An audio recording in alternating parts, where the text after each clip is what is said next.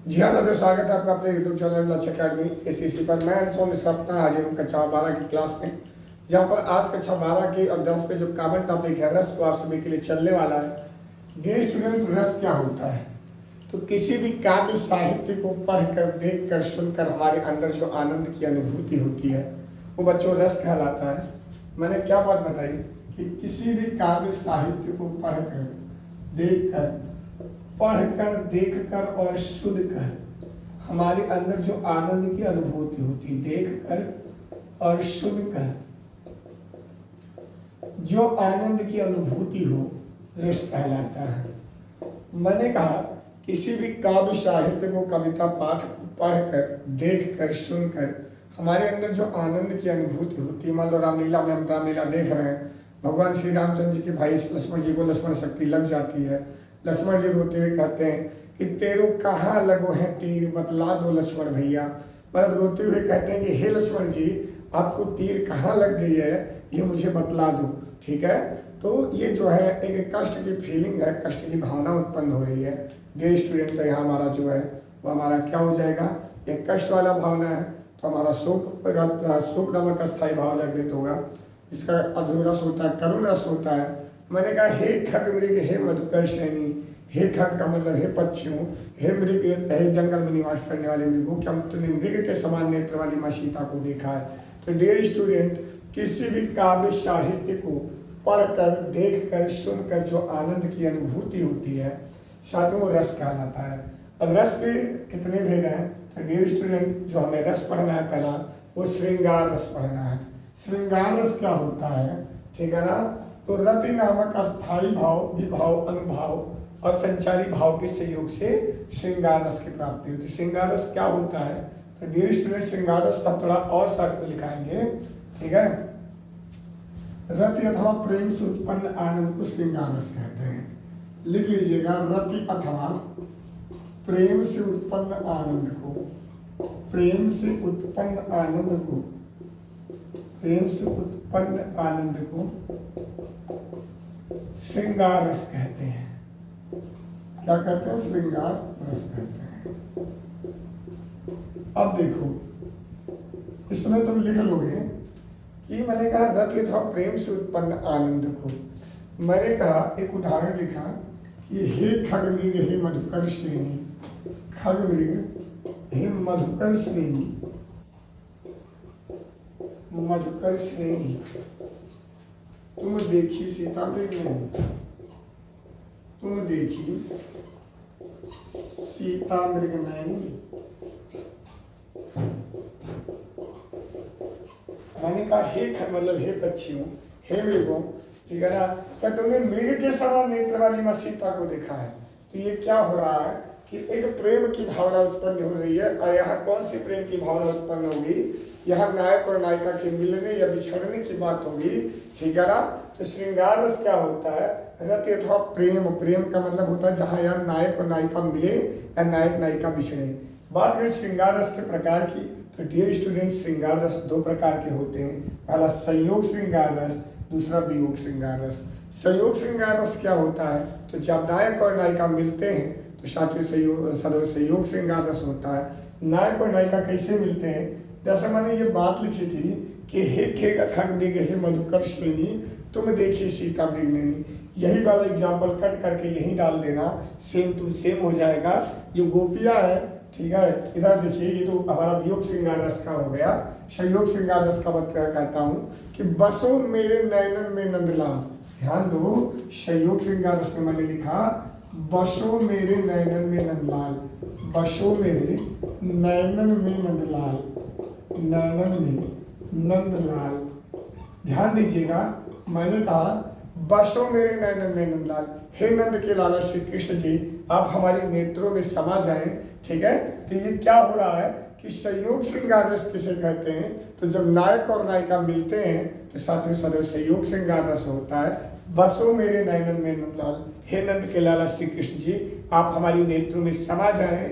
ठीक है, आप हमारी नेत्रों में बस जाएं। तो यहाँ नायक और नायिका के मिलने का सहयोग प्राप्त हो रहा है। अब वियोग श्रृंगार रस क्या होता है? तो जब नायक और नायिका बिछड़ते हैं तो सदैव वियोग श्रृंगार रस होता है। यही एग्जाम्पल आपको यहाँ छाप देना है। ठीक है, क्या छाप देना है कि हे खग मृग हे मधुकर श्रेणी, हे खग मृग हे मधुकर श्रेणी, मधुकर श्रेणी, तुम देखी सीता मृग नैनी, तुम देखी सीता मृग नैनी, देखी सीता मृग नैनी। देखो, हे खग मृग हे मधुकर श्रेणी, यह नायक और नायिका के बिछड़ने का बात हो रहा है। जब भगवान श्री रामचंद्र जी की पत्नी माँ सीता को रावण उठा लेके चला जाता है तो श्री रामचंद्र जी रोते हुए यही कहते हैं कि हे खग मृग हे मधु, हे जंगल में निवास करने वाले सभी पक्षियों मृगों, क्या तुमने माँ सीता को देखा है? तो यहाँ बिछड़ने की बात हो रही है। तो डियर स्टूडेंट, ये था हमारा श्रृंगार रस। आप लोग इसका स्क्रीनशॉट लें। जल्दी चलते हैं अगले रस पर। डियर स्टूडेंट, बात करें वीर रस की, तो वीर रस क्या होता है? ध्यान दें, उत्साह नामक अस्थायी भाव, विभाव, अनुभाव और संचारी भाव के सहयोग से सदैव वीर रस की प्राप्ति होती है। मैंने कहा उत्साह नामक अस्थायी भाव क्या है?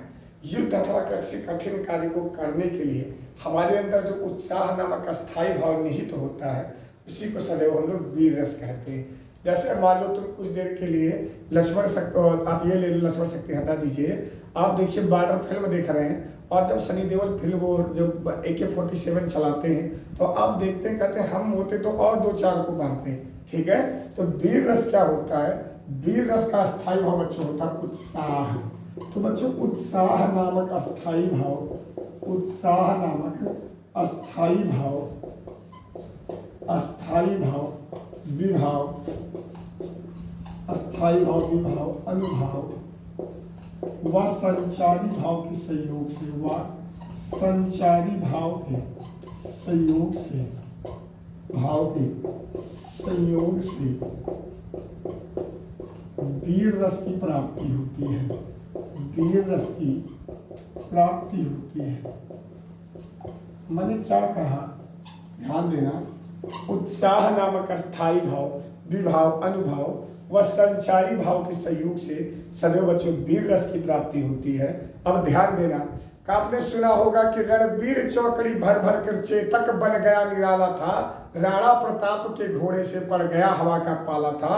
ये क्या बात बता रहा है कि उत्साह नामक अस्थायी भाव जागृत कर रहा है। ठीक है, मैंने कहा कि बुंदेलो हर बोलो के मुख हमने सुनी कहानी थी, खूब लड़ी मर्दानी वो तो झांसी वाली रानी थी। ध्यान दे बच्चों, मैंने कहा एक प्यारा सा एग्जाम्पल कि बुंदेलो हर बोलो के मुख, बुंदेलो हर बोलो के मुख, हर बोलो के मुख हमने सुनी कहानी थी, हर बोलो के, बुंदेलो हर बोलो के मुख हमने सुनी कहानी थी, हमने सुनी कहानी थी, कहानी थी, खूब लड़ी मर्दानी वो तो झांसी वाली रानी थी, खूब लड़ी मर्दानी वह तो, मर्दानी वह तो झांसी वाली रानी थी, झांसी वाली रानी थी। मैंने क्या कहा डियर स्टूडेंट कि बुंदेलो हर बोलो के मुख, बुंदेलखंड में निवास करने वाले हर लोगों के मुख से हमने जो कहानी सुनी थी, ये कोई और नहीं था, जो मर्दों के भांति लड़ने वाली कोई और वीरांगना महिला नहीं थी, केवल झांसी की रानी थी। तो डियर स्टूडेंट, आप वीर रस का स्क्रीनशॉट ले सकते हैं। जल्दी चलते हैं अगले रस की ओर। जी हाँ साथियों, करुण रस लिखा हुआ है। तो डियर स्टूडेंट, करुण क्या होता है? करुण का मतलब होता है शोक। शोक क्या होता है? दुख, कष्ट, व्यथा मन की। ठीक है, अब देखो अच्छे से वीडियो देख रहे हो, एक प्यारा सा लाइक कर दीजिए और उस पर लिख दीजिए नाइस सर। ठीक है, ताकि हम आपको पूरी तरीके से हिंदी का जो क्लास है आपको पूरा मन लगा सके। एक करुण रस क्या होता है? ध्यान दे साथियों, करुण रस का स्थायी भाव शोक होता है। शोक नामक अस्थायी भाव, विभाव, अनुभाव और संचारी भाव के सहयोग से सदैव करुण रस की प्राप्ति होती है। ध्यान देना, शोक नामक अस्थायी भाव, शोक नामक अस्थायी भाव, अस्थायी भाव, विभाव व अनुभाव तथा संचारी भाव के संयोग से, संचारी भाव के संयोग से, संयोग से करुण रस की प्राप्ति होती है। करुण रस की प्राप्ति होती है। मैंने क्या बोला, ध्यान दो, बहुत देखो बारीकी बातों को समझना है। शोक नामक अस्थायी भाव, विभाव, अनुभाव और संचारी भाव के सहयोग से ठीक है करुण रस की प्राप्ति होती है। ध्यान देना बच्चों, इसमें कैसे क्या चीजें होने वाली हैं। देखो पिछली बार जो बताया था नायक नायिका जो विषय थे, वहां लड़का लड़की के अलग होने का सीन हो रहा है। वहां पे मैंने क्या बात बताया था कि खगमृग हे मधुकर श्रेणी तुम देखी सीता मृग नैनी। वहां माँ सीता श्री रामचंद्र जी से अलग हो रही थी, तो नायक और नायिका के बिछड़ने का सीन हो रहा है। यहाँ क्या है, शोक नामक अस्थायी भाव है। ठीक है, यहाँ पर शोक नामक अस्थायी भाव, शोक मतलब कष्ट वाली बात है। जब भगवान श्री रामचंद्र जी ठीक है ना वन को चले गए थे, तो दशरथ जी रोते हुए क्या बोले थे कि हाय जीवन का छूटा सहारा।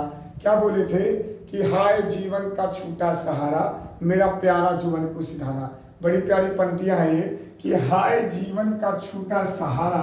ध्यान दो बेटा कि हाय जीवन का छूटा सहारा, जीवन का छूटा सहारा, मेरा प्यारा जुबन को सिधारा, मेरा प्यारा जुबन को सिधारा, प्यारा जो वन को सिधारा। बड़े दिल के साथ देखिएगा, ठीक है। हाय जीवन का छूटा सहारा, आज मेरे जीवन का जो सहारा था वो छूट गया है। मेरा प्यारा, मेरे प्यारे जो श्री रामचंद्र जी थे, आज वो वन को छोड़कर चले गए हैं। श्री राधे श्याम रामायण में लिखा हुआ है कि हाय जीवन का छूटा सहारा, मेरा प्यारा जो वन को सिधारा। डियर स्टूडेंट, इसके बाद में जब लक्ष्मण जी को तीर लग गई थी और श्री रामचंद्र जी ने इस बात को सुना था, तो रोते हुए कह रहे थे कि तेरो कहाँ लगो है तीर, बतला दो लक्ष्मण भैया। ध्यान दो, दूसरा एग्जाम्पल पेश कर रहा हूँ कि तेरो कहाँ लगो है तीर, कहाँ लगो है तीर, लगो है तीर, बतला दो लक्ष्मण भैया, बतला दो लक्ष्मण भैया। ध्यान देना, बतला दो लक्ष्मण भैया। तो ऐसे मैंने दो एग्जाम्पल पेश किए डियर स्टूडेंट, इसका स्क्रीनशॉट ले सकते हैं। ठीक है, करुण रस आपके सामने खत्म होता है, जल्द ही चलते हैं अगले रस की तरफ। जी हाँ साथियों, आप सभी के सामने हास्य रस लिखा है। हास्य रस क्या होता है, तो हास्य नामक अस्थायी भाव, विभाव, अनुभाव और संचारी भाव के सहयोग से हास्य नामक हास्य रस की प्राप्ति होती है। यहाँ पर मैंने एग्जाम्पल लिखा है, नाना वाहन नाना वेशा, पीह से शिव समाज निज देखा। तो साथियों इसका स्क्रीनशॉट ले लें, चलते हैं शांत रस की तरफ, और इसके बाद भी शांत रस के बाद हम आज का रस समाप्त करेंगे। डियर स्टूडेंट, शांत रस क्या होता है, मैंने कहा निर्वेद नामक अस्थायी भाव, विभाव, अनुभाव और संचारी भाव के सहयोग से शांत रस हमारा प्राप्त होता है, अर्थात शांत रस की प्राप्ति होती है। ठीक है, अब लो नशानी अब न नशे हैं। ठीक है ना, लिख लिया उदाहरण, अब लो नशानी, अब लो नशानी, अब लो नशानी, अब न नशे हैं, अब न नशे हो। मैंने ये लिख लिया। तो डियर स्टूडेंट, हमारी जो लिमिट है वो 2 मिनट पहले ही पूरी हो चुकी थी वीडियो की। वक्त हो चला विदा लेने का। कल मिलते हैं अगली वीडियो में। आज जो थोड़ा इंक था वो समाप्त था, फिर भी हमने चैप्टर खत्म किया है। जय हिंद, जय भारत, वंदे मातरम।